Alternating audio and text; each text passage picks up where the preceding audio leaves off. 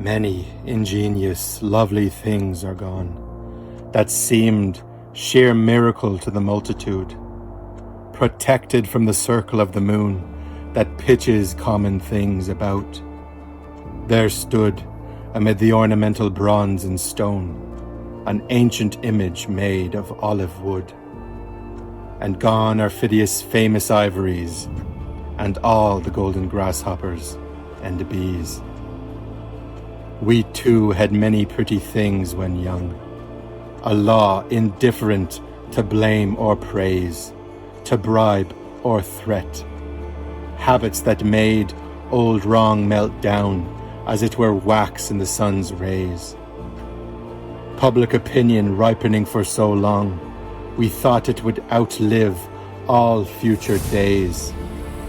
Oh, what fine thought we had, because we thought that the worst rogues and rascals had died out. All teeth were drawn, all ancient tricks unlearned, and a great army but a showy thing. What matter that no cannon had been turned into a ploughshare? Parliament and king thought that unless a little powder burned, the trumpeters might burst with trumpeting, and yet it lacked all glory, and perchance the guardsmen's drowsy chargers would not prance. Now days are dragon-ridden, the nightmare rides upon sleep. A drunken soldiery can leave a mother murdered at her door, to crawl in her own blood and go scot-free. The night can sweat with terror as before we pieced our thoughts into philosophy and planned to bring the world under a rule, who are but weasels fighting in a hole. He who can read the signs, nor sink unmanned into the half-deceit of some intoxicant from shallow wits, who knows no work can stand, whether health, wealth, or peace of mind were spent on masterwork of intellect or hand, no honour leave its mighty monument. He has but one comfort left. All triumph would but break upon his ghostly solitude. But is there any comfort to be found? Man is in love, and loves what vanishes. What more is there to say? That country round none dared admit, if such a thought were his, incendiary or bigot could be found to burn that stump upon the Acropolis, or break in bits the famous ivories, or traffic in the grasshoppers and bees. When Loie Fuller's Chinese dancers enwound a shining web, a floating ribbon of cloth, it seemed that a dragon of air had fallen among dancers, had whirled them round, or hurried them off on its own furious path. So the Platonic year whirls out new right and wrong, whirls in the old instead. All men are dancers, and their tread goes to the barbarous clangor of a gong.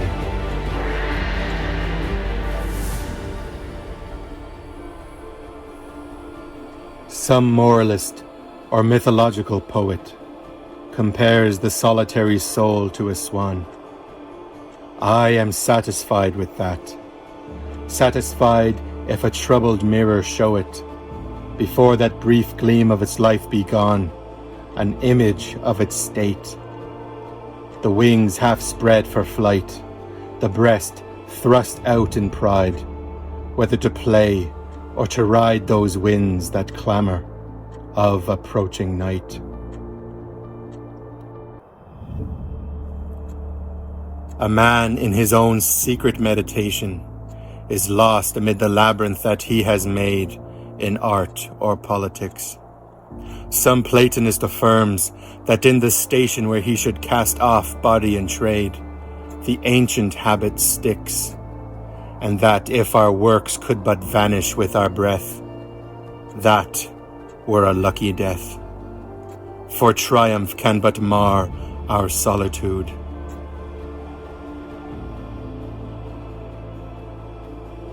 The swan has leapt into the desolate heaven. That image can bring a wildness, bring a rage, to end all things, to end what my laborious life imagined, even the half-imagined, the half-written page. But oh, we dreamed to mend whatever mischief seemed to afflict mankind. But now that winds of winter blow, learn that we were but crack-pated when we dreamed. We, who 7 years ago talked of honour and of truth, shriek with pleasure if we show the weasel's twist, the weasel's tooth. Come, let us mock at the great that had such burdens on the mind, and toiled so hard and late to leave some monument behind, nor thought of the levelling wind. Come, let us mock at the wise with all those calendars whereon they fixed old aching eyes. They never saw how seasons run, and now but gape at the sun. Come, let us mock at the good, that fancied goodness might be gay, and sick of solitude might proclaim a holiday. Wind shrieked, and where are they? Mock mockers after that would not lift a hand, maybe to help, good, wise, or great, to bar that foul storm out, for we traffic in mockery.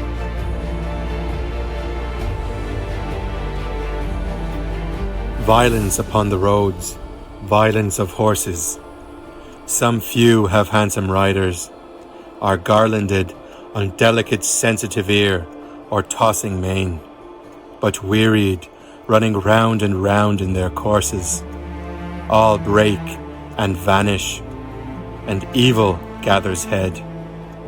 Herodias' daughters have returned again, a sudden blast of dusty wind, and after, thunder of feet, tumult of images, their purpose in the labyrinth of the wind. And should some crazy hand dare touch a daughter, all turn with amorous cries or angry cries, according to the wind, for all are blind. But now wind drops, dust settles, thereupon there lurches past his great eyes without thought, under the shadow of stupid, straw-pale locks, that insolent fiend, Robert Artisson, to whom the love-lorn Lady Kyteler brought bronzed peacock feathers, red combs of her cocks.